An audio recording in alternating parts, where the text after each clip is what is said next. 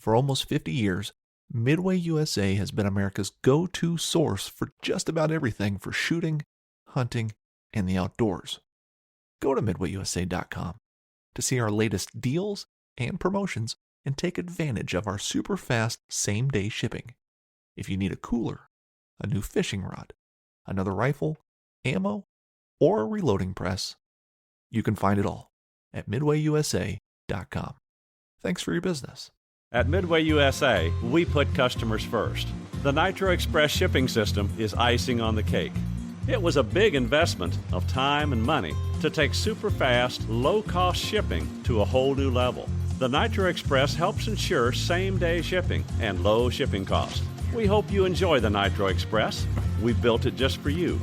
For just about everything for the outdoors, go to midwayusa.com. I'm Larry Potterfield with Midway USA. Thanks for your business.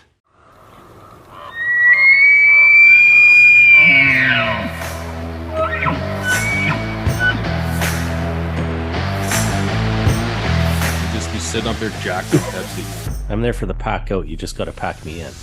Committed to the bow early on. Like, I love getting close and putting up. You cover a range of stuff on here too, right? Like, we call this the THP World Headquarters. You know, my grandpa Roy Weatherby, I came into like that golden little pocket where there was like 4 or 5 different bulls. Just You're Canadian? We're doing a Canadian podcast. My name's Douglas Bode. I'm Robbie Denning. Roy Campbell. Okay. Well, it's weird because I can hear that. But anyway, so yeah, sorry, buddy. We were messing around with Dave's bow. It was a mess. It's a mess, yeah. His timing was out about an inch, which I don't even understand how that's possible. His draw length, we had to fix his draw. Well, so new center serving, draw length, rest cable. Your sight was out too. It was out of level. It was out of level, yeah. Yeah. Anyway. What, third axis or what? No, it was just out of level. Holy shit. Yeah. That's not good. That explains why I don't shoot very Yeah, well. exactly. That's what I keep Yeah. saying. If I leave a little something wrong with my sight or it gives me my excuse. Exactly. No excuses. Yeah. You always have an out. Yeah. Well, we did that 3D shoot yesterday, and I noticed, Dave, your draw length, you're crouched up quite a bit. Yeah, I did notice that before. So Too long? too short. Too short. Yeah. Yeah. Even now Wow. that it's a little bit longer, even when I draw back, I don't feel like in my scapula so crunched up. I feel opened Yeah. up more. So it feels a lot nicer. Yeah. So Yeah, we it's were just good. we were talking about arrows, and it's funny because Derek, about an hour ago, you and I were talking about arrows as well. Yeah. So Dave, he shoots the full metal jackets, but they're pretty short. They're only about half an inch past his rest. Oh yeah. So I was telling him that he should move to a carbon arrow, Yeah. like the Axis. Just for longevity too. I noticed I shot them for a while. Like, don't get me wrong, they're like they can bail you out if you make a shot like really close to the shoulder and they snap it off on their scap as they run. That back edge is like razor sharp, and it can cause some damage if it snaps off in them. But longevity wise, I noticed that my end of my arrow was starting to become non-concentric because it would hit, and the way it's constantly hitting down, it would kind of cause a wobble effect over time. Like once you get to a couple thousand reps, I noticed my FMJs were starting to get kind of just a couple of them, especially if you run like the same 3 arrows over and over and over again, they're starting to get a little bit out of concentric, on the ends. Yeah, that's one thing I noticed too when I shot those arrows. I shot them for a few years, and it's just the shot life. But I mean, not just full metal jackets, like Victory, they're stainless steel. I was finding the same thing too. Is that eventually over time, you put them on the spinner and they just like you get a wobble in them that you don't get if you're running an all carbon arrow. Yeah. Yeah. Do you think that's because it's stiffer? It just kind of bends and stays that way with a carbon Well, has a little more flex to because it. I think it's just because of the metal that's woven into Yeah. it. Metal Yeah. like aluminum arrow. Once you bend it a Yeah, it certain stays way, it bent. has like it's not. It doesn't go back to its Yeah, original when it shape. bends. I mean, Derek, I know you work with carbon and all this stuff, so Yeah. you'd have a better understanding of it than I would. My answer is that it just does. Yeah, they build in like a grain line of force, so they know what forces are going to be exerted on the carbon. They build the carbon up in layers in order to accommodate that. Depends on if it's like patterned or randomized carbon, or if it's like grain line of force carbon, like you see in the Easton arrows, they're all in a line of force. They're all in a grain structure. That's because they're anticipating it to be bent like this. So anytime you see that, you'll see it bent like that. And if it's patterned, it's more expensive and it's harder to get hit like a concentric balancing. But once they do, if they have the technology to do that, they're very strong for a smaller weight penalty. So that's kind of the thing. It's like, okay, carbon's really light. It has a great memory when force is exerted, but if you exceed the force, it snaps. Yeah. Versus or if it impacts, they don't like hard impact.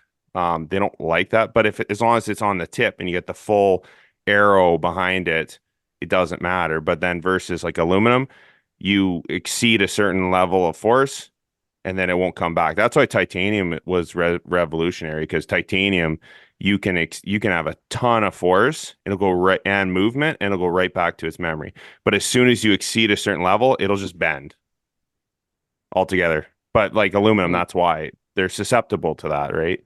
Versus carbon. But they're durable, so that like aluminum arrow would bend. Maybe it wouldn't break off though as easy. Yeah, like I don't have a lot of experience with different arrows, but that's what I liked about the FMJs is they felt durable. Like even if I missed a target, it pick it up and it seems like no damage, good to go. Yeah, well, these things too, if you put an outsert on these things, yeah, I've never shot an outsert. They'll be golden. Derek and I were talking about this earlier. Like I've have on those rips, they come with an outsert. Oh yeah. I've shot that at a block wall and just changed the tip. I've shot that arrow actually.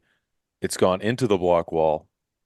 Still good. And I haven't been able to pull it out, and I just screw the tip out, put a new field tip in. Wow. And reshoot it. And I've never had a problem with those at all. Because we were talking about the titanium ones, Derek? And like, yeah, so like, because I am switching to the rip TKOs too. I would look at like select your arrow depending on what grain you want to hit. Because if you want to hit in the 500s, you're gonna have to either go with like a really stiff axis or an FMJ. But if you want to stay and you want to hit your mark on like your FOC, that's why I moved to the rip TKO, because I was having to shoot such a stiff arrow with the Easons. The rip is the only one that stays around in that 8 to 9 range in the 250, 300, versus the axis. It's almost like 11.7 out of 250. And that's where I was spined at. And that's just too heavy. So, with these, I was going to do either a hit insert with an iron will outsert, just collar, do like 50 grains. But then, so what I built out though too was if I switched to titanium, there's Podium has a 50 and a 30. So probably do like a 30 grain titanium insert outsert. It's like a half cert. Yeah. That'll put me at 445 grains. And now I'll be going like probably in that range of like 290, 292. That's pretty fast, but it'll give me 15% FOC still. Versus if I were to do just the 50 grains, I'd be at 465 with 16.5 FOC. So that probably put me at 284. Yeah, but Dave's won't get the same arrow speed that you're going to get, because his arrow, his draw length is 26. Yeah. And your draw length is 31, or what is it, 31? Yeah, it's the 31. I cut it down to 30 and a half. So like exactly what you're talking about with like if you're extended or you're compressed, I found that, you should probably put your backpack on, because I noticed that a lot. Every shot I've ever made, other than maybe 2 mule deer, has been with my backpack on. So that I'm always thinking about, what does it feel like to shoot my bow with 30 pounds of weight or 25 pounds of weight on my back and you're tired, you're probably slouching. So I noticed I wanted that middle of the ground, so where if I'm slouching, I'm not feeling like I need to fully extend out, but I'm in that middle ground. And I found that if I cut a little bit off my jaw length, that helped quite a bit. And it had to do with the mod. The mod ends at 30, and that's the max efficiency of the Hoyts. Because I talked to Alan from Hoyt, and he had said, he's like, you want to be at the top of the mod you'll pick up a little bit of speed, 10 to 15 feet per second sometimes. That's why I didn't shoot the that VTM. mod only goes to 30-inch. Yeah, on that one, on the RX-7. That's the Ultra. Yeah, the top of the mod 2. He said I wanted to be at the top of the mod 2. If I did mod 3, it goes up to like 32 or something. But, oh, okay. Oh, gotcha. But he said if you're at the top of your mod, it might be a little bit harder to tune, but you're going to pick up a lot of speed. And it depends, but he said you could pick up sometimes up to 15 feet per second. That's why I didn't shoot the VTM too, is because it tops out at 29 on the mod 2. And then you got to go with the mod 3, and then you lose that speed boost. Yeah. Yeah. Well, I mean, we could always throw an arrow in the Corona for you, Dave, but I mean, just with a 26-inch draw length, you're not going to get, like, that's the advantage Derek has because he's got grill arms. So I mean, he's 6'4". Yeah, short little T-Rex arms. Yeah. So and then longer your draw length, the more arrow speed you're getting, right? It's like 4 feet per second per inch. So I'm jealous of my kid. He's gonna have like a 32-inch draw length. I got a buddy. He's the same height as me, 6 foot, and he has a 32-inch draw length. It's crazy. That's crazy. But he's got crazy. Massive wingspan when he puts his arms out. My brother's the same way too, because my brother's like 5 foot. I don't know how tall he is. I bug him. He's 5'6", but he's taller than that. But he's got a really long draw length too. He's got like a 29-inch draw length, and he's like 5'7" or 5'8". Wow. Yeah, and it depends too on the manufacturer, because I know like my old Matthews, I was at 31. I could have shot like 31 and a half. Yeah, it does too, because like I'm borderline like between 20. I can either go 28 and a half or 29, and it all just really depends on the bow. And like I often I can either go like a 29 and then fudge it with the let off, or go the opposite. Yeah. And with a 28 and a half and fudge it with the let off. So, but yeah, your bow was shooting 65 pounds too. Yeah, that's quite a we got back up difference to from last 73. year. We had at 72. Yeah, so we just twisted the cables again. But that's the problem with those shitty strings, is that you get a lot of stretch in them. So, I mean, yeah, because they're just the factory strings, right? Yeah, and we were talking too about tuning your bow. Like, it's funny because like people think it should be done once a year and that's it. And like I was saying, it's more of a shot than anything. Like if you shoot 1,000 arrows, you should it's worthwhile just having it looked at right away, especially if you're putting on new strings or anything. And like realistically, you shoot 100 arrows a day, that's 10 days. Yeah, that adds up real quick. Yeah. But I mean, it's just compounding, right? If your timing all of a sudden starts to be off a little bit after 1,000 arrows, 2,000 arrows, it's off even more, 3,000, right? Yeah. And I mean, if you're shooting 100 arrows a day, which, it's not obscene to shoot 100 arrows a day if you're into it.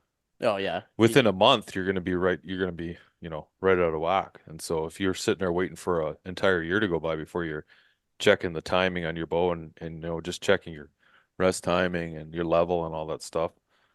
Usually by then it always is peak season. You're getting close to September before you need a new string, and then you have to go back to the drawing board on your sight tape and speed. And then the whole time you're wondering, am I even getting better? Because I'm not shooting better, and it turns out your bow's out of whack.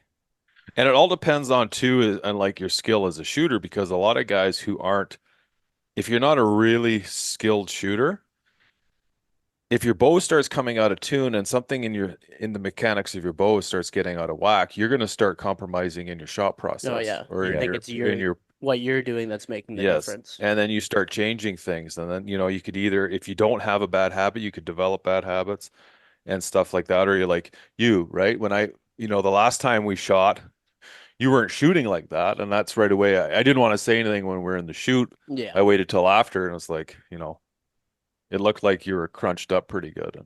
Yeah, I've taken a few videos and I've noticed it. Yeah. I just haven't fixed it. But as you shoot more and more and more, you're going to be able to tell little things in your bow if they're going wrong. That also Yeah. comes too from having a good understanding of how your bow works and what does what and why it Yeah. does what it needs to do and how, if it's not doing it, what it's going to do to, your shot, your form, stuff like that. So that's why like working on your own bow has such a benefit to becoming a better shooter, I think, anyway. Oh yeah, definitely. Because then he can do a quick check and he can see if something moved. Yeah, right? like Or my bow, something's off. I put my bow in the press probably once a week. Just Like checking stuff. I'm just constantly just checking stuff, It's good to know too, because then you can predict something.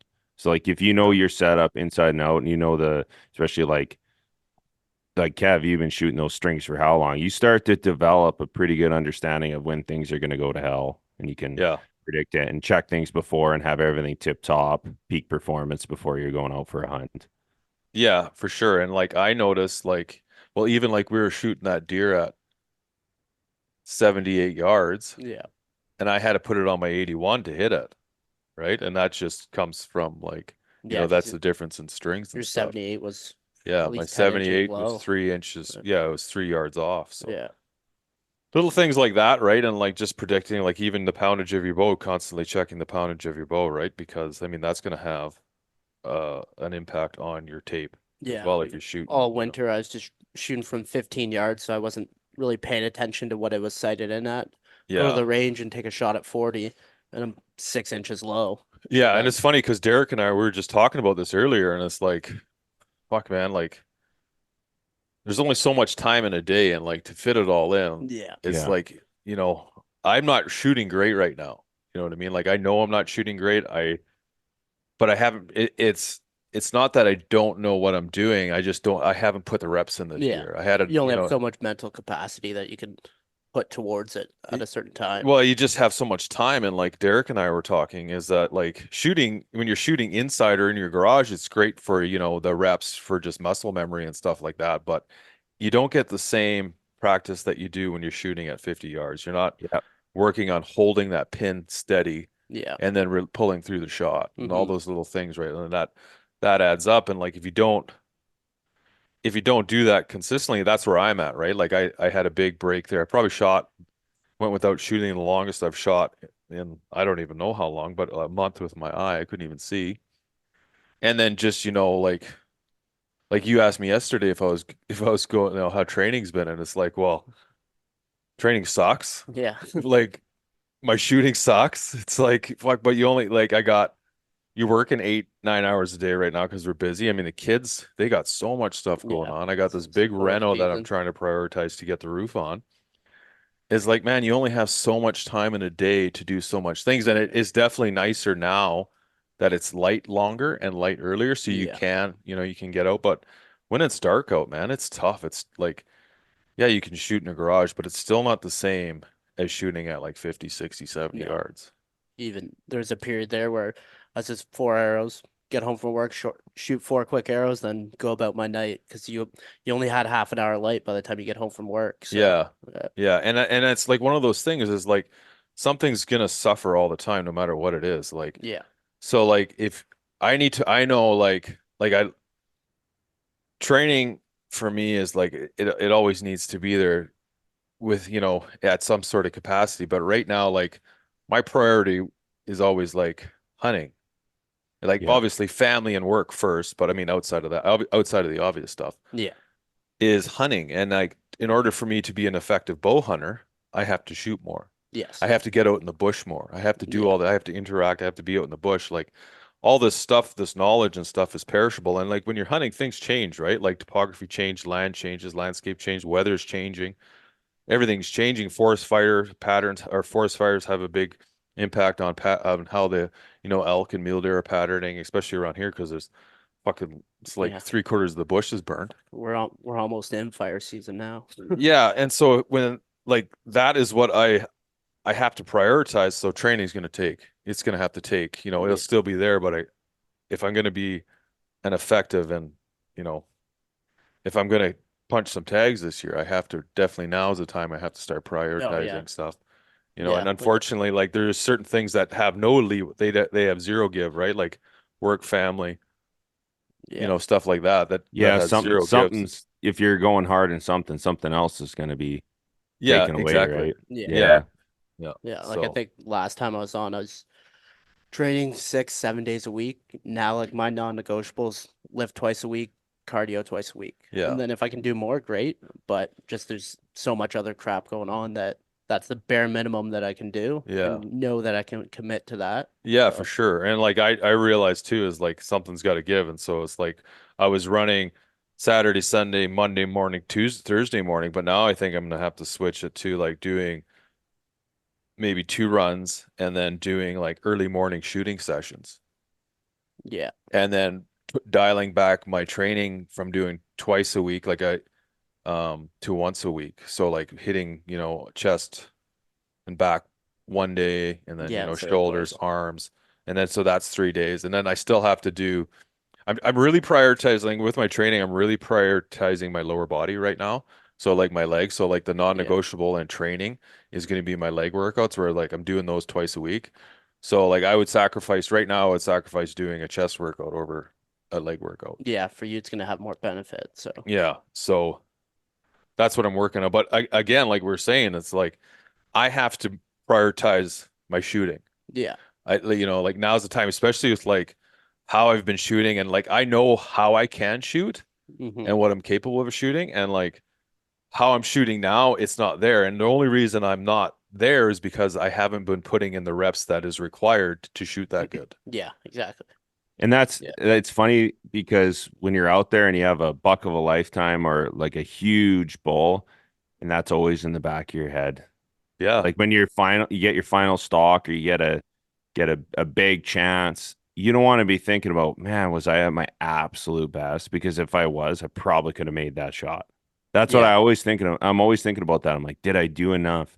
Like, yeah, I've shot elk back-to-back years. And I always think about that. Is this enough? Is this enough? Yeah. Am I going as hard as I once did? Because there's been times where I shot more, I lifted weights more, I did more, and I didn't get an elk in a couple of days. It took weeks. So I'm always thinking about that. I'm like, oh man, am I going to get punished this year? Like, is this enough? Like, is it though? Like, what if I got to make a 60-yard shot and that's my only opportunity for the year? Yeah. Like, that's what I'm always thinking about it. If you don't have, especially like, how long have you been shooting a bow, Dave? Probably 5 years ish. Like Yeah. Consistently bow hunting the last 3 years. Oh yeah. But like shooting, just self-taught. So I know right from the beginning, I was definitely doing some stuff wrong. So it's kind of trying to fix that as well. Yeah. For the first couple of years, if you're not shooting like a maniac, I find it's hard. It's hard to predict those grooves where, like, at least initially, like if you take a little break where you're not shooting that distance, it takes like a week or two to get back into those groups tightening up, and you get frustrated and working through the form problems that maybe you're slacking when you're shooting in your garage. And that's the same thing like Kevin. Like if I'm lifting weights, well, then I'm not hanging out with the family. Oh shit. Well, you know, you don't want to do too much, put your family through too much before season 2. So there's that balancing act of like, you got to make sure things are good before you head out for 2 weeks, right? Yeah. Well, and that's our responsibilities as dads. Like, I mean, I love my dad dearly, but my dad was a shitty dad. Yeah. I mean, he's a great grandfather, but you know, I never seen him. He was never around. He was just doing busy. He's doing his own shit. I mean, who knows what he was doing? I mean, all of it, you know, I mean, he was a grown man. He did what he did, and it wasn't my place to judge what he was doing. But you know what I mean? Like our job as a dad, and like you think of like, what's the definition of a man? It's like stability to me. It's like taking care of your family, making sure you have food in the cupboard, making sure your kids have a roof over their head, and all of that, giving them every opportunity that they need to be successful and, you know, when they get old in life too, while still teaching them the fundamentals of like failure, falling down, get up, hard work, and all that stuff. But you have to be present when you're doing that. And if I'm going out and I'm going for runs and instead of taking my kid to soccer practice, or if I'm lifting weights instead of playing catch with my son in the backyard, or making sure that he's cutting the grass or helping out do the laundry or stuff like that, then I'm not doing my job as a dad. And that, to me, that's more important than, you know, and then it builds this negative connotation towards hunting. Yeah. And it's this big negative. Well, Yeah, exactly. And then it's all of a sudden, like you said, it's like making sure that all your other stuff is in line before you go hunting, because all of a sudden if your life's a mess before hunting season even starts, good luck trying to get away for Oh 10 yeah, it's days just gonna get or worse. 7 days, or like, even for a weekend. It's like you got to make Yeah. sure that's part of like being a successful hunter, is like, especially when you have to balance life and kids and all that stuff, is like Even your making sure that your house is in order and that your kids and your family's taken care of before you go out, and before the season starts, or like even before the scouting season yeah, starts. and your kids are getting to an age where you could start incorporating them into the training and hunting stuff too, so that Yeah, that makes makes it it a lot easier when you easier. can do Yeah. that for sure. But Like it changes how you hunt, but yeah, you can still get out there and include Wyatt and everything. So yeah, and I find it though, like you got to be really careful with that, because like, it's one thing, like I love the fact that my kids love doing stuff that I love to do, but I have to be very clear with them and, establish, like, you do what you want to do. Don't Yeah. don't do this because you yeah, think I want you to do it. I love doing this stuff and I love spending time with you guys, and I'm trying to introduce you guys into, like, to me, kids that grow up in the outdoors and around this lifestyle that we have, they're just fundamentally better people. That's just I'd agree something with I that. believe. Yeah. But you have to be very careful. It's like, don't do this stuff because you think I want you to do it. You need to do, like, what do you want to do? You know what I mean? Like, Hmm. do you like shooting your bow? Do you like archery? Or do you want to play hockey, or do you want to play soccer? Right. And like making Yeah, sure that you're very clear on, like, hey, these are my goals. They don't necessarily have to be your goals. yeah, definitely. That's what I It's tell tough. my kids too. It's tough because you want them to have a good time, but like I told my kid, I'm like, yeah, we're elk hunting. Like this is gonna suck. Like we're Yeah. gonna go up this hill, and there is an opportunity potentially where if we go way harder than everyone else, we're gonna get it done in one day. That's the thing. Like you can't just half-heartedly do any of this. You just won't have success. It's just there No, is exactly. not enough elk out there for you to be half-assing this stuff. So, we do a big push, we get a big success, and then that's it. Then from then on, I told Mace Sancon, like, I just want you to get your first animal.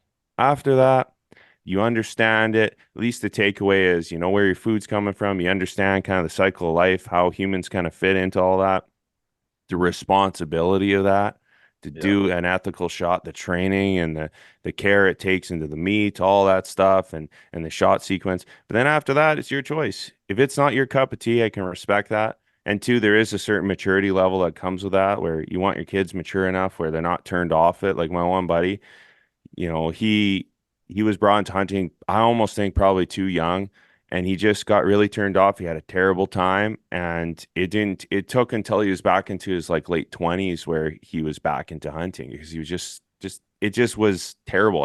All his memories were bad with it, hey? Yeah, And Yeah. that's what you really want to avoid. And just coming back to like the thing, like being like a family man, everything being taken care of at home.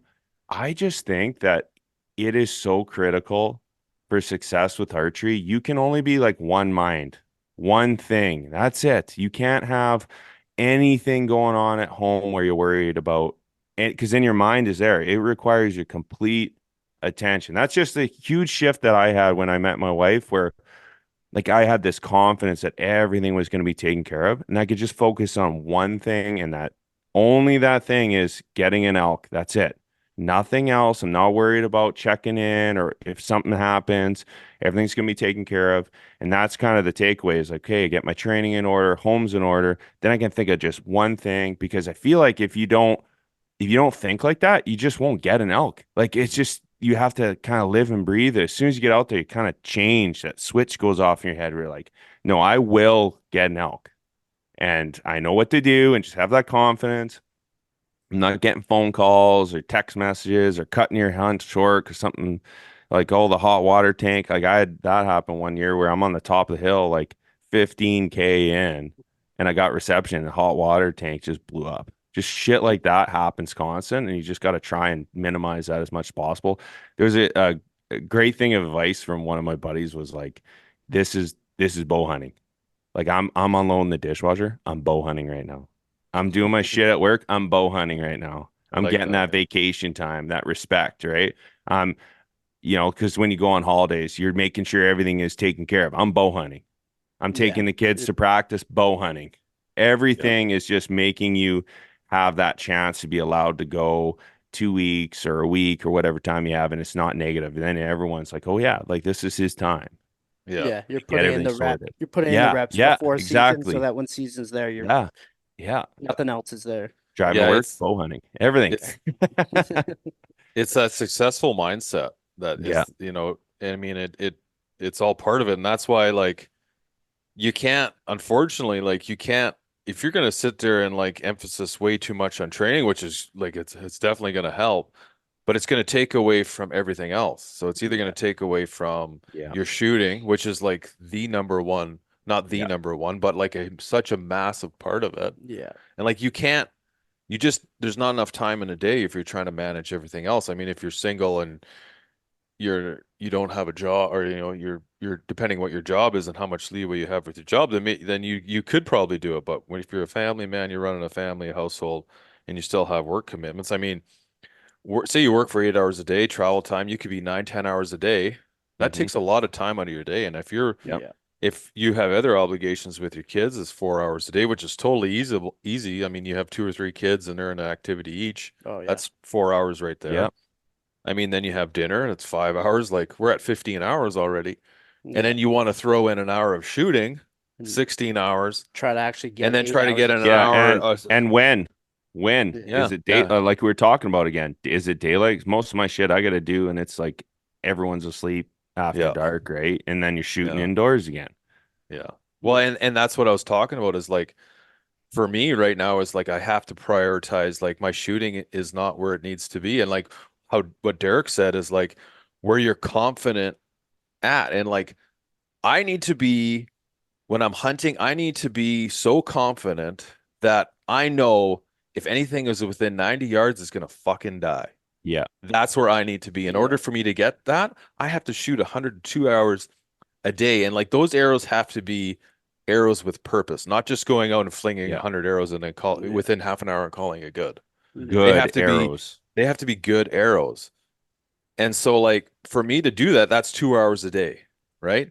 Now I have work, 3 kids, you know what I mean? Family, like, training now is going to be one of the most priorities in my life. And that's just the way it has to be. With me this year. But I'm going to be more like, with hunting being my main focus, that's how it has to be. I'm going to have to sacrifice training in order to make sure that I am completely confident in shooting an arrow and making sure that I get, I'm confident in my fitness level at this point, where I need to, like I was saying to you yesterday, I need to get better at my setups in hunting situations. So I need the experience to do that, where if I'm spending 7 days a week training and not shooting, not learning, then that's, sure, I'm more fit, but is that going to help me shoot an elk this year? Not really. And the thing is, like, where you're at in your elk hunting, you just got into it, and like we were talking, you have to learn those hard lessons. And like, it's different for like a guy like Derek and I to say we're in a different position than you, because we've already made all those mistakes. We've already had all those failures, and we've already done all this, right? So we know, like, I mean, and don't get me wrong, it's not a guarantee. No. Like, no, what even happened with before, us, what doesn't happened matter. before is not necessarily going to happen again, but it's just like going through all those processes, and it's just reps. Again, it comes down to reps. It's like making mistakes and then learning from them, and then like making more mistakes and learning from them. And it's like failing over and over and over. And like, those are just reps. And like, it doesn't matter what you do, the more reps you put in, the better you're going to get at it. So like, where we're at, but we're at also a different point in life too, because like, you don't have kids. No. You have a little bit more access to time. Yeah, so you like, definitely. it's going to allow you the opportunity to do that. But that's the position that we were in when, like Derek and I both went through that. Yeah. And that's, but yeah, exactly. Like you were saying though, Dave, is like, you have to prioritize that. So like, you need to work on your setups. You need to learn a little bit more about elk language, about elk topography, how they move in the landscape and all that stuff. And the only way you can do that, you can read and listen to all the shit you want, but until you're actually in the bush with like elk, boots on the ground. you're never there. really going to get a full understanding of it. Oh, yeah, you can watch all the YouTube videos you want, but until you experience it and know how to react in that situation, you're not gonna really know until you've done it. You've messed Yeah. up. Yeah. I know for myself personally, like I watched a lot of videos, read books, but it's exactly like you're saying. Like I shot my first elk in 2018 with a bow, and at that point I was so one-dimensional, right? That's where if you want success year after year, you have to kind of break out of that. Oh, I'm gonna aggressively call them into cat uh the cat road shuffle, hey, like logging roads, call. But you have to break out of that mentality of just being one-dimensional, because that only worked once, right? Yeah, and it was a very specific elk and a very specific topography and specific terrain, time of year, everything. Where like Kevin and I, it's where you get that success year after year. It's strictly through, well, hardship, suffering, failures. You get, like, I know for me, one year I had like 10 different encounters, and that was probably, and none of them worked. It was just failure. Those are the best learning tools I ever had. Blowing up elk, figuring out what I can and cannot get away with. Just that, it kind of sounds a little bit hippy dippy, but it's almost artistic when you go in a stock. It's kind of, you got to understand what's going on, like what time of year, you know, is it dry? Is it a wet year? What are the elk going through? What are their needs to survive? What is the mentality, behavior? As soon as you understand the behavior, bang, you know it every time. You know what they're kind of going to do. For the most part, there's some outliers always, just like with people. But for the most part, you kind of start to get that experience. And then, like Kevin and I, like if our fitness is, as long as we get to a certain point, you know what you can get away with. But it's like you got to keep pushing. But it's that balancing act between shooting. It's like, okay, I know I have to be at this level of shooting, no matter what. I have to be at this level of calling, no matter what. Have to be at this understanding of the topography and the changes, no matter what, because otherwise you just don't have enough time. And then you got to go through that process over and over again of failure. Yeah. I think especially as a newer elk hunter, it's good to watch the videos, listen to the podcast, read the books, but you got to get out there. It'll give you the confidence when you to get out, but then that gives you the confidence to put you in There's no substitute for effort. Yeah, there's no substitute. There's no shortcut. That's the problem with this. Everybody wants a shortcut. There's no shortcuts. No, there's no shortcuts at all. And like, it's funny, like when you start, especially, we'll just stick with elk hunting, but like, I mean, this applies to anything in life. But like when you're elk hunting, like you are going to appreciate your failures way more than your successes, because it's those failures that you really truly learn. Like when you get a really close encounter and it doesn't work out, you remember every single fucking detail about what happened, what you could have did better, what you did wrong, and like you just play it over and over and over again in your head hundreds and thousands of times until you get another opportunity on an elk to make another mistake. But when you are successful, you have such elation that you forget about all that other stuff, and you really don't absorb as much as you do when you have a failure. Like I think clearly more about the mule deer I missed with my bow this year than the one I shot with my rifle. Like when I think 100%. Back of it, it's clear in my head exactly what happened. Like what you could do, what you could have did better, what you did wrong, and like all the stuff. And like Derek said, I mean, it's ever evolving, right? And like a good example was for me last year was like I had that hip injury. I didn't have the opportunity to get into a place I normally go. I had to stick to places much closer. But because I've went through all those failures in the past, I took the stuff that I've learned and I applied it to a different area. And yeah, it's nuance. There's a little bit difference of hunting elk that are really close to a road and pressured. But I mean, the elk are still elk. You learn all those terrain. You learn the calling. I've already gone through all these reps.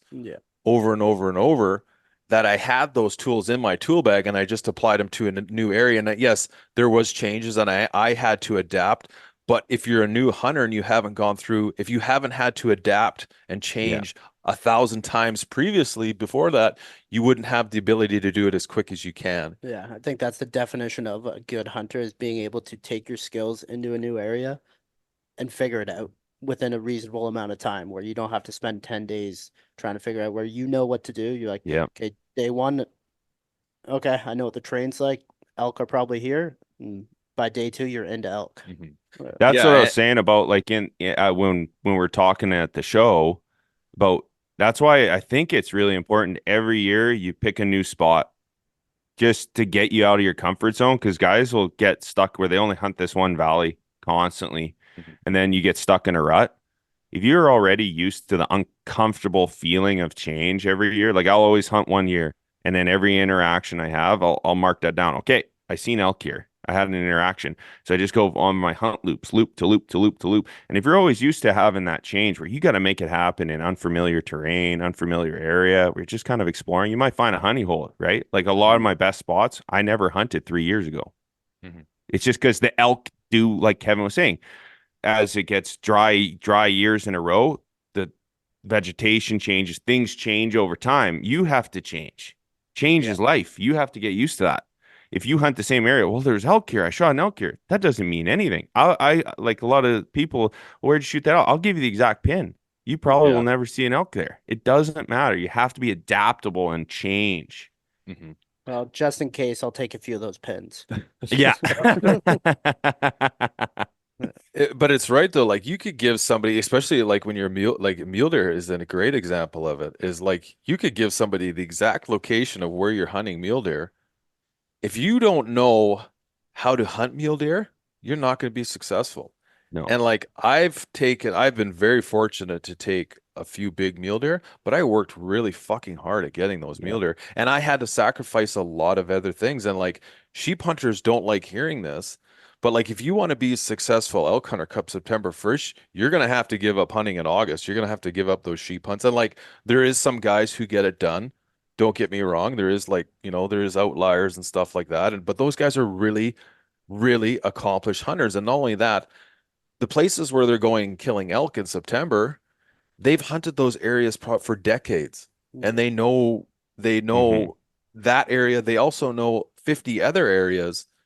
So they have these things up their sleeve where like they could sacrifice not doing their scouting in August and still be able to go kill an elk in September. But those guys are few and far years between. Of experience in that area, so they know I don't need to be there in September because I know if they're not here, they're probably over here. But at the same time, they've given up how many sheep hunts to learn all those spots of hunting, elk in September.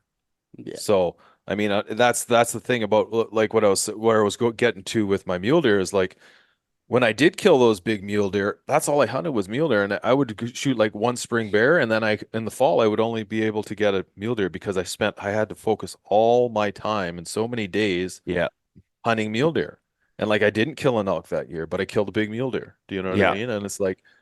It's like what we were talking earlier, or what we were talking about earlier is like there's only so much time in a day, and like for one to be successful at one thing or to really focus on one thing, something else has to give. Like the pendulum it's always swinging one way. So if like you're taking from one side and putting it to the other, the scale is going to tip this way, and it's just the way life is. And like, and you can only keep it tipped for so long before you. And now if you want balance. Which is which is great to have. I mean, you're going to sacrifice the quality of animals. Yeah. Like now I shoot a mule deer every year still, but that mule deer is nothing like the mule deer I was killing when I was only hunting mule deer. Yeah. Yeah. So it's mule deer, it's a completely different thing. Like if you're stuck in the elk mindset, because I'd been hunting elk for so long where you're aggressive, you're loud, you're aggressive. You're not in the mindset of you can't mule play the same game. No, you have to change the way that you hunt drastically to be successful, especially those big bucks. And you are going to go through tons of stalks and unsuccessful stalks just because you can't go any further. That's the thing is like you'll spot these huge bucks and you gotta put a shit ton of time into them to get them down because you'll go out to a stalk. You're like, oh, I'm at 50 yards. This is as far as I can go. I just got to see him walk away. Okay, try again. That's days, weeks, sometimes. Yeah. And like the biggest mule deer I ever shot, I hunted him for 3 weeks, not 3 weeks every single day, but like 3 weeks where at the time, I wasn't in the same situation I was at home where my kids were doing I had a 2-year-old and a newborn, and it allowed me at that stage in life, they were all about mama. They didn't need dad around. Right. So like, and work was good, I had the opportunity. I could go hunt for 3 days, come back for a day, go hunt for 5 days, come back for a day. And it took me 3 weeks of in the bush time. And I watched this mule deer for 3 days waiting for one opportunity to make a stalk on him. And it finally worked. And I used my rifle at the time. I didn't even use a bow. Like if I was using a bow, I probably wouldn't have got it done. But that's what I'm talking about is like all that time when I was doing it, like that was pretty much my hunting season, right? Like I spent everything that I had available on that one deer, right? And like by the time I got it done, like elk hunting was over. Not only was elk hunting over, I just I couldn't afford any more time away from home to focus on anything else other than like, life.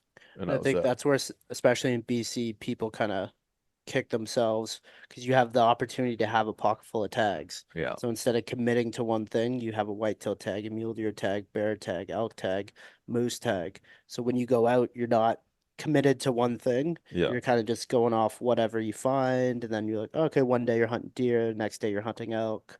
It's gonna make it a lot harder. Yeah, you have to have your priorities in check too, because like I know one year I just didn't commit enough to mule deer. And when you don't do that, or you don't commit to elk, you have these assumptions in your head like, oh, I'll get her done late season on elk. I went hard for mule deer, and it's just like, okay, I punched my tag on a mule deer, but then I didn't see a single elk for weeks. Cow, elk, nothing. And you got to get those priorities in your head. Like, okay, I am sacrificing an elk hunt here. So I better make sure that I'm going for a big mule deer and better have my priorities in check. Because otherwise your head will be spinning. You'll be going out. You see some elk. Now you're detoured. You'll never get a big buck doing that. Like, oh, I see elk. Oh, I'm off on that. And I'm leaving a 170, 180. When I go over the hill, I could have a 200 inch there. Right. And you get sidetracked. That's why even like with bear, it's probably better just to go, okay, I'm going to go for bear in spring, get that over with. Because if you go into fall, now you got a bear tag. You got a mule deer tag, you got an elk tag, and your head is just spinning. You're just too chaotic, right? And then you don't get anything. Yeah. Well, and that's what like I think a lot of guys get stuck in that in BC is like it's all opportunity rather than like if you really truly want a big mule deer, unfortunately, you're gonna have to sacrifice everything else. And it's funny, like Stuckless and I, we went on a hunt and that we were talking about where we were hunting turkeys. I was telling them like an area that wasn't, I mean, it's not close by, but it's not too far of where like I've shot some big mule deer. And he's like, well, we need to go there. And I'm like, well, if we're going to go there, we have to be truly committed and we're going to sacrifice everything else on the table. We're not going to be, there's going to be no sheep hunting, no LEHs. Don't even put in for LEHs. Fuck it. Yeah. We're not going to be worried about elk. We're not going to be worried about whitetails. I mean, like Derek said, spring bear, get it over in the spring because our whole fall, September and October are going to be purely focused on getting a big mature class mule deer. Yeah. And like by the time that happens, that's it. You have no gas left in the tank. Your family you have to be home after that because it's going to take you, it's going to be like, it's like going into a fight. You know what I mean? It's like by the time when the final bell rings or whatever happens, you're done.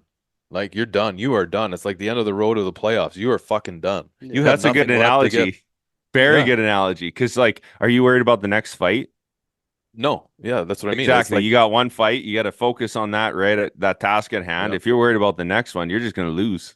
Yeah, exactly. If you're thinking about the next one while you're in the middle of that one, you're fucked. Yeah, you're done. That is the only thing you could be focused on. And like that, like myself, I'm where I'm at right now. And like, there was like a 5-year span of my life where all I cared about was mule deer. And don't get me wrong, I love big mule deer, but I am just not willing to sacrifice everything else. Right now, I enjoy punching multiple tags, but the quality of all those animals, if we're talking of like antler size, goes way down because in order for me, if I want to focus on just a purely mature class of animal, has to be my focus. Right now, I'm focused on getting an elk, a legal elk, getting a mule deer, a decent four-point mule deer, getting a good whitetail, getting my son a deer, spending time with my family out in the outdoors, which takes time away from me hunting. So like my priorities have changed where I want to do all these things. So like the class of animal that I'm successful with has gone down because it's easier to shoot a smaller mule deer buck. It's easier to shoot a small elk. And mentally you have to be okay with that and accept that. So well, yeah, and that's where it comes down to like you have to be very clear and honest with yourself, and it's like, what do you want to do? And like, yeah, for sure, if I wanted to go back to hunting, if like this conversation I had with Stuckless was like, if we want to go kill big mule deer, we have to be fully committed to killing big mule deer, and we have to sacrifice everything else to get it done. And he's like, well, I can't do that. I'm like, well, this is the way it is. Like, that's literally in Robbie Denning's book. He gave up elk hunting altogether, gave up fly fishing, gave up everything, because if you aren't 100%, your mind is on that and only on that, and all your hunting's into that, you'll never shoot big bucks consistently.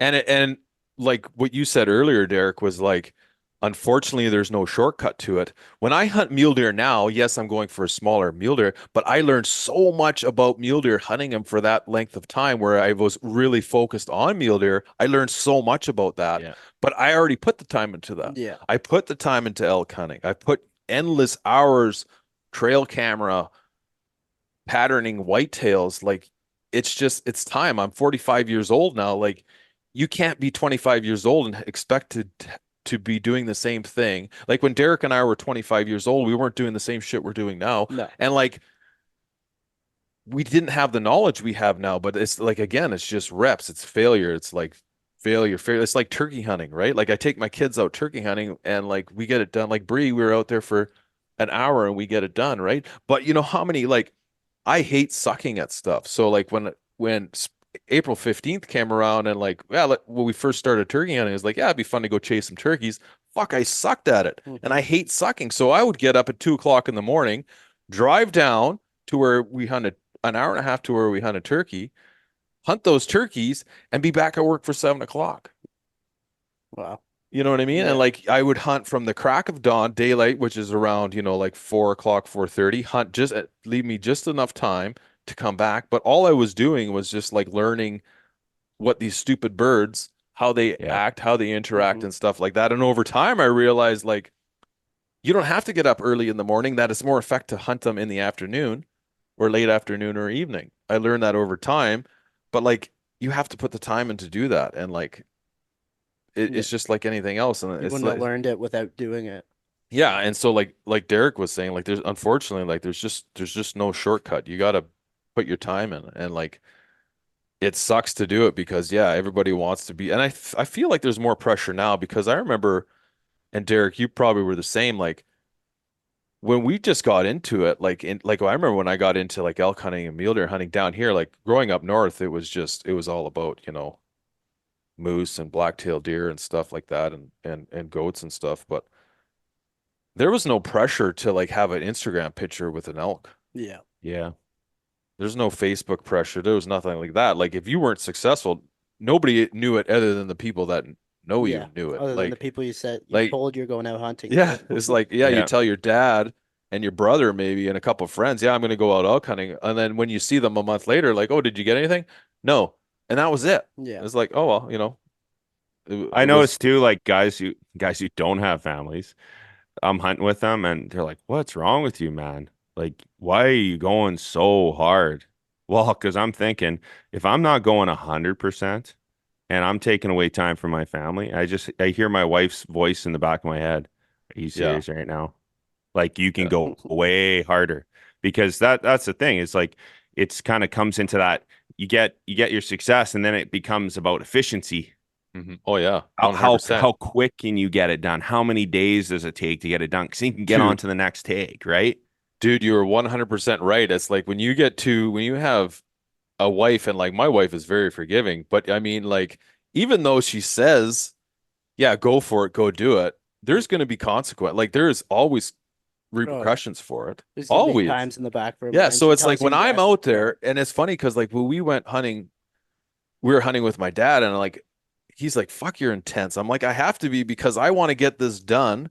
Yeah. I want to accomplish my goal in a short amount of time possible so I can get home, take care of all my shit, and get back out here to hunt again.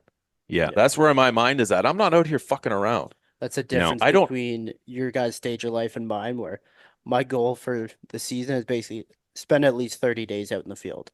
Where for me, that's getting the experience being out there. Once I build the skill level, then it'd be like, okay, the least amount of days I can spend out there and be successful. Where for me to be successful, I need to spend the time there because I just don't have the skill level yet. Yeah, well, you haven't. Yeah, you haven't built it yet, and that's the thing is like you'll get there. 100% you're going to get there. Everybody will get there, but you have to be willing to put the time in. It's not going to be, there's no shortcut to it. And like we were saying, is like you can listen to as many podcasts, you can watch as many YouTube videos as you want until you're out interacting with these animals. It's just not the same. And like every scenario is different. And like that's why the more reps you have, the more failures you've gone through, you're going to be able to adapt quicker. And like, what I was saying is like the only reason I went into a new area last year and was successful in such a quick time is because I've already failed so many times before that it allowed me, it gave me the tools I needed to adapt into a different situation. And it's like what Derek was saying, like going into different situations, like going into a place where you're not comfortable and challenging yourself constantly is only going to help you in the long run. Yeah, definitely.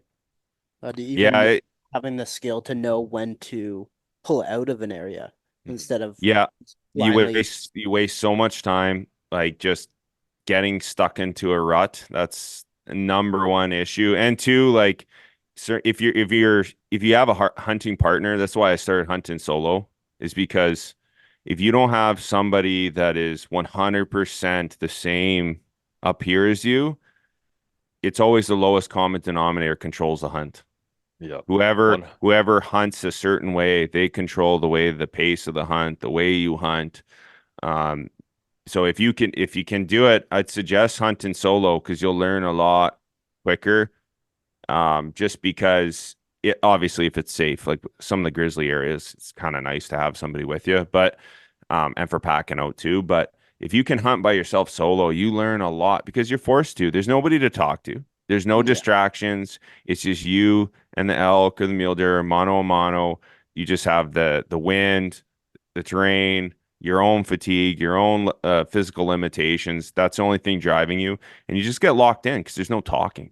It's all in your head, right? You're not spending 5 minutes discussing every decision. Yeah, we don't talk about this anything. way, that way. Yeah, there's no talking with yourself. Yeah. That's right? one thing.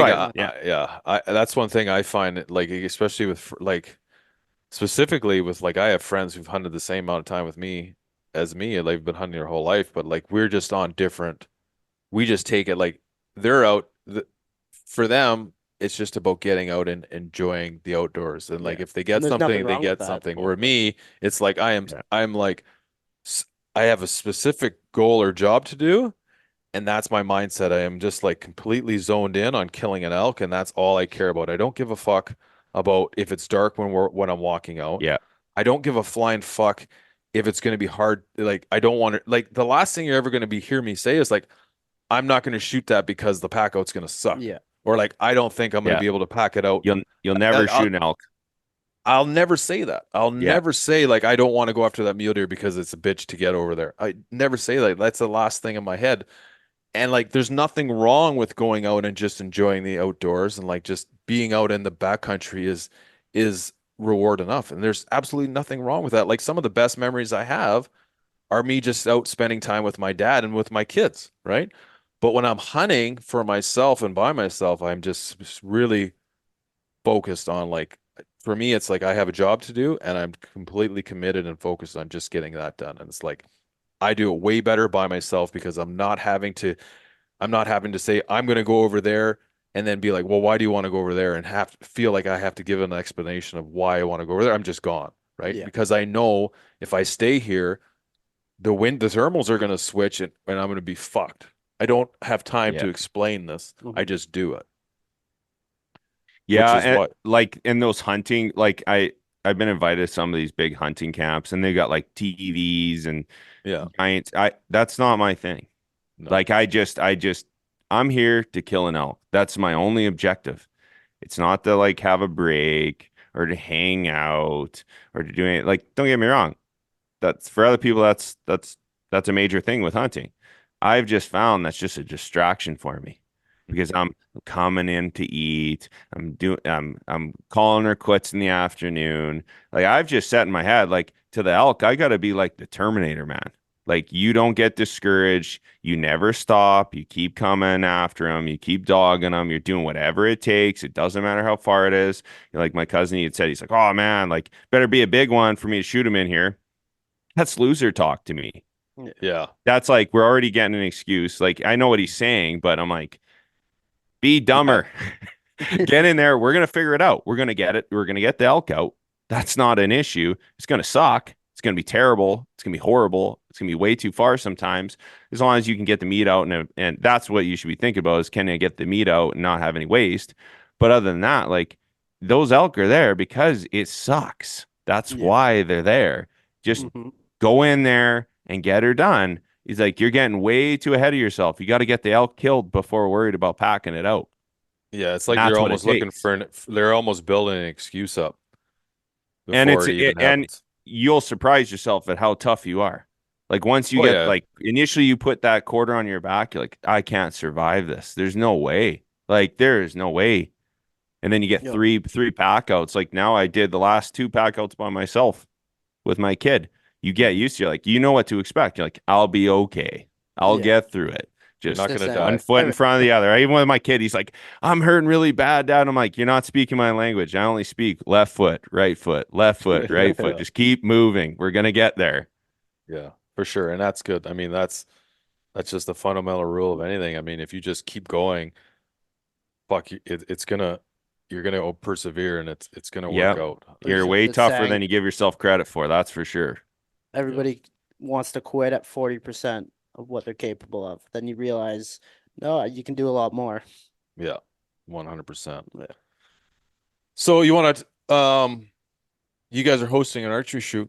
Let's plug that a little bit. Yeah, at the Kelowna Fish and Game Club. They have all the stuff to do it. They just have nobody to organize and help out. So the Backcountry Hunters and Anglers, I'll help you out here because you're plugging so far. So the Backcountry, okay, let's back up a bit. Yeah. You are now, so you used to be the president of the Hunting Common. Canadian chair, I guess, of the Hunt Common, which kind of fizzled out, and I realized it's gone. Like basically it's over. They realized they can't do what they want to do. Now what was the goal? Was that were they trying to be a nonprofit organization, or was it just like a hunter recruitment organization? They wanted to be a nonprofit that specialized in hunter mentorship to get people connected with people who have more experience, so people can build the confidence to get out and be successful hunting. Which, well, fuck, like, and that's such a. I feel like you have to, again, like, to be successful hunting, you have to go hunt. Yeah. The longer you hunt and the more you hunt, the more successful you're going to be. And even that organization was successful. Again, like what Derek said, there's no fucking shortcut. Yeah. No. Like, no matter, hey, even if you're hunting with... because I put the effort into getting to know people, learning, but a lot of people... You can do it on your own, too. Yeah. That's the thing. It's uncomfortable, but, you just got, like, if you're a new hunter, you just have to find a nice chunk of public, get your tags in your pocket, figure out the trail system, and get walking. Yeah. Cover terrain. It's going to take you a decade, but you'll learn. Yeah. And like, I get the fact, like, I had a really great hunting mentor, my cousin, he taught me a lot, but like all the knowledge that he taught me, I feel like I still had to go it was just knowledge. It was just like you realistically, at the time, there was no podcast, there was no YouTube channels. He just taught me and told me this stuff. I had to take what he was telling me and apply it to the backcountry. And like, yeah, a lot of the stuff too is though, like when you're in the moment, you're doing this, a lot of the shit is like, you're not even thinking about the stuff that you had because like, it's almost instinctive. Yeah. For me, especially, it's like the best way for me to learn is like actually to do it. Yeah, Like, same. like I need the reps to do it. I need like if I want to really remember something, I have to do it 1,000 fucking times. So in order for me to be successful elk hunting, I had to fail thousands of times first to be good at it. Yeah. It's just And like it's funny too. You say that because it's also kind of the completing the circle of what works, but do you know why? Because as soon as you know why, you can apply. Oh, that applies to this, Even this. it applies to my bow. You tell me all these things that need to be done and how to do it. And until I actually do it myself, I'm not really gonna know it. no, and it's like your timing. Like I was talking to you about your timing. You're like, what is that? But like until you actually learn why it's important, and even like messing around with like your top cam hitting first, so you're a little like if you're shooting in windy situations, then it's okay to have your top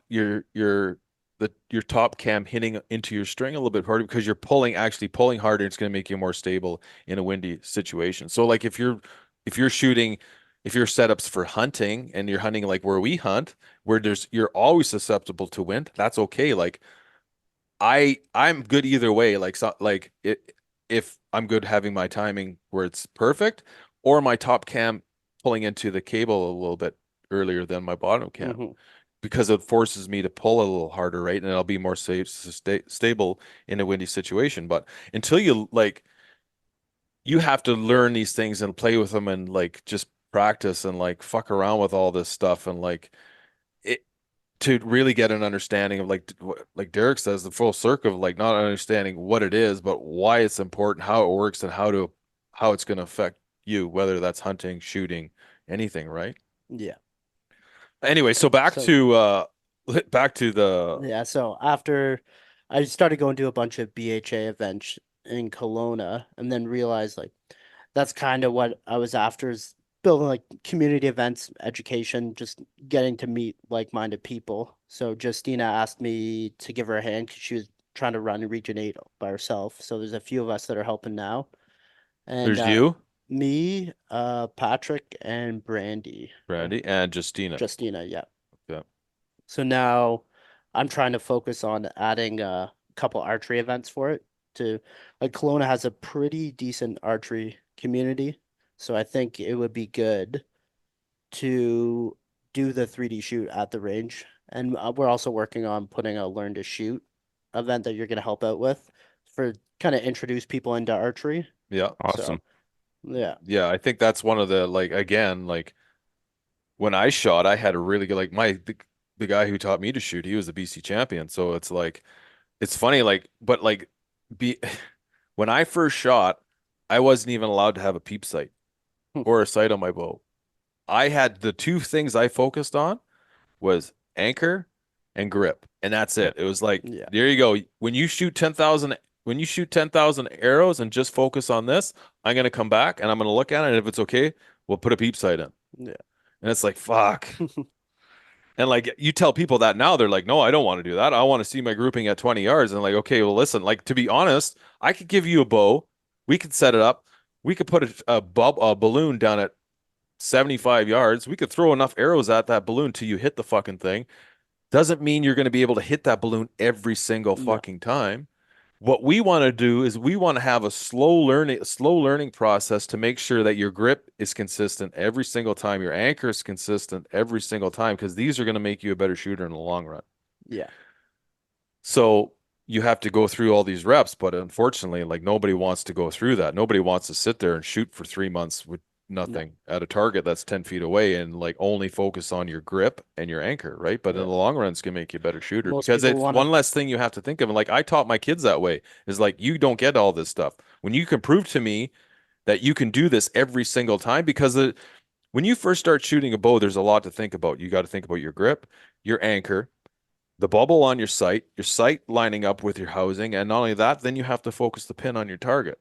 Now, to try to run all these processes in your head and to do that, not only to do that, archery is all about consistency. Yeah. So you have to do the exact same thing, the exact same way every single time. So like the whole purpose of like shooting without a sight or a peep sight is like you're not worried about all that other stuff. You've done this so many times that it's like getting up out of bed and putting your feet down and walking to go take a piss. It's just second nature. So that is the reasoning behind this. And like when I remember when I first started shooting it, it didn't make any sense to me, but it made a sense. It made like now it makes perfectly clear sense to me. And I've taught like look at Wyatt. Yeah. Wyatt's 12 years old. Oh yeah, and like he shoots better than most adults for sure. But he had to learn. He learned the way, and he fucking hated it. He's like he shot for almost a year without a peep sight or sight, and like the target was so close. And I was like, no, we're not. All we're worried about is your anchor and your grip. But like, look at his fucking grip and his anchor. It's banging. Like he has other issues we're trying to work on now. But like same. So like my daughter, she's 10 years old, and like her grip and her anchor are the same every single time. But she was the same thing. Like we just put a bow sight on her bow, and she's 10, and she's been shooting since she's like 5. Yeah. So, but it's like there's a reason though. Like you're going to be a better shooter. The process sucks, but the result is going to be way better. Oh yeah. Anyway, we keep getting off fucking track here. We're trying to talk about this fucking 3D. Yeah.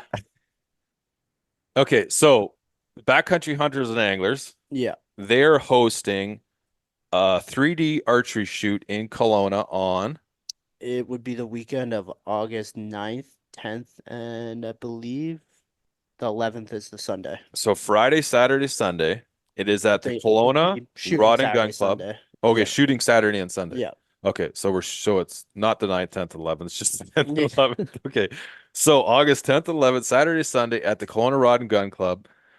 The BC chapter of the Backcountry Hunters and Anglers is hosting a 3D tournament. 3D.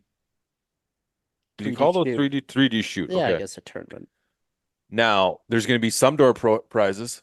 I'm going to help you talk to a few like Get Vortex, those details worked out. Kafaru, Sitka, and we'll try to get some door prizes. We're going to help you guys promote this. Now, is it 3? Tell us some of the details, or do you guys not have that all figured out yet? Because I feel like if you don't have it figured out, this is going to force you to get your shit together and get it figured out. Definitely. Yeah. So I've been talking to Phil at the range, and the last thing we need to get together for the board meeting to just get everything finalized is have a first aid person. Which I feel like is really easy. It's first aid of the day. Very easy. Yeah. Like I even said, if worst case scenario, I'll go take the course. And anybody with a first aid coursing interesting in helping out at the Kelowna shoot, get a hold of Dave or myself or even Derek, or just get a hold of the show. Or yeah, absolutely. I'm sure you could figure it out. Yeah. So I think the plan is to do 2 20 target courses. So is that based on like how many acres there? It's a fairly big venue. It's a pretty good size. Why only 40 targets, not 60?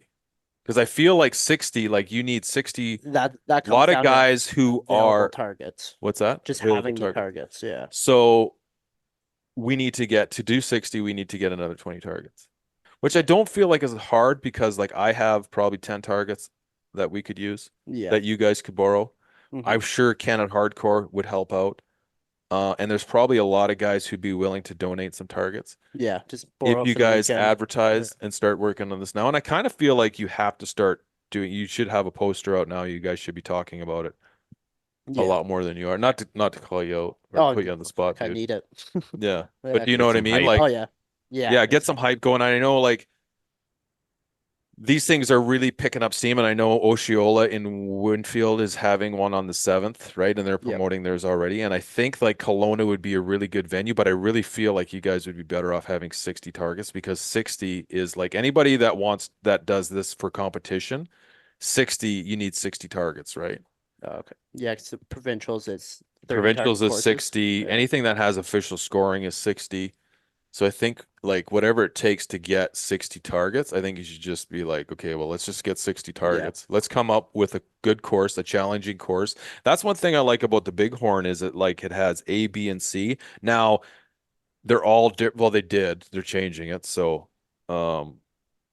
Pete's not on here to defend himself, but it's funny because I got this for the show notes today. I have a 50 here on a piece of paper, and I've been looking at it for this whole time, and I'm like, what the fuck does 50 mean? And the only thing I could think of other than like of anything is Pete's age on it. So I have to get my shots in on Pete even if he's not here. Anyway, I love Pete. So I feel like you guys need to have 60 targets. You need to come up with a poster.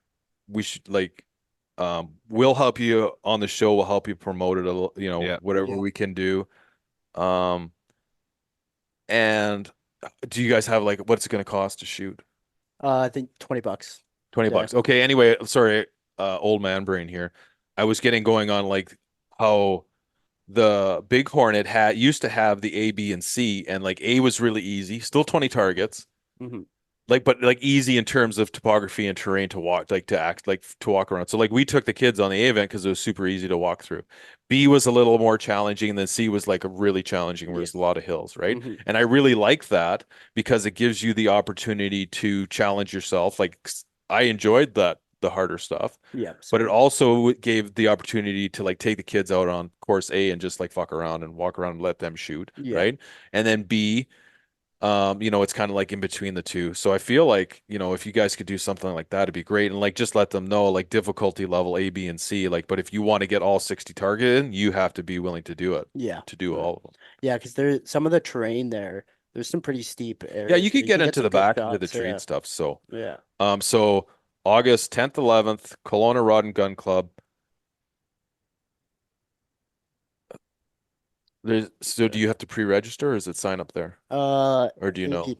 It'll be sign up there. Sign up there? Yeah, okay. And now one of the things that happened at the Kamloops shoot was there's 333 people there.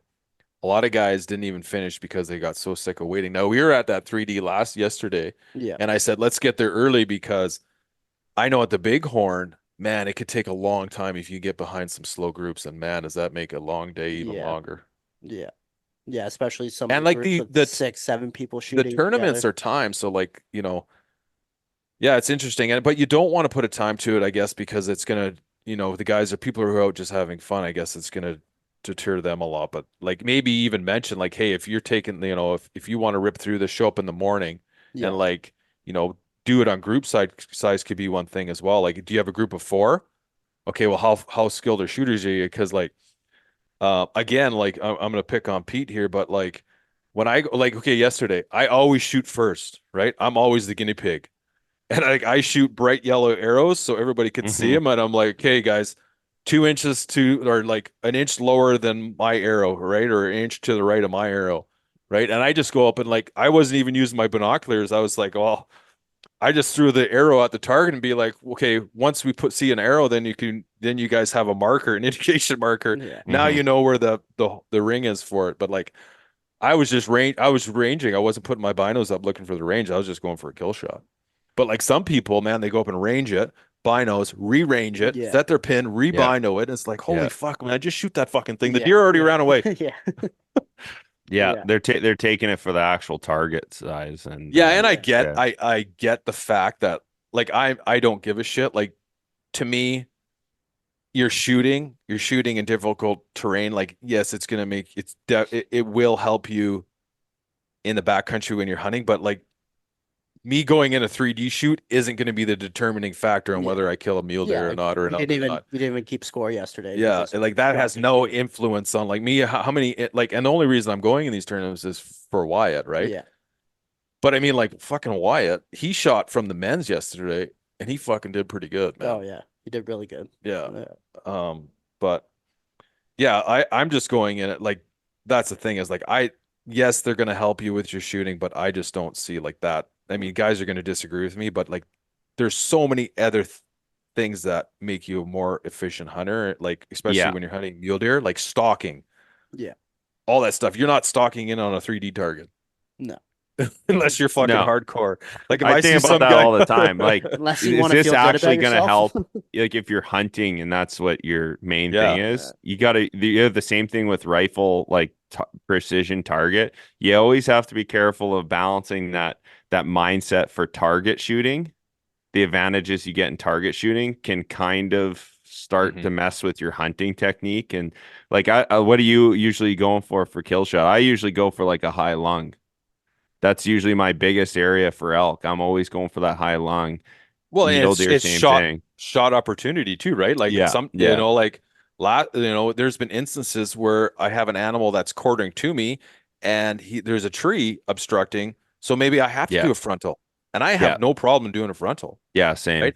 But no issue. Yeah, so like it all depends on the shot, like what opportunity is presented to me at that time.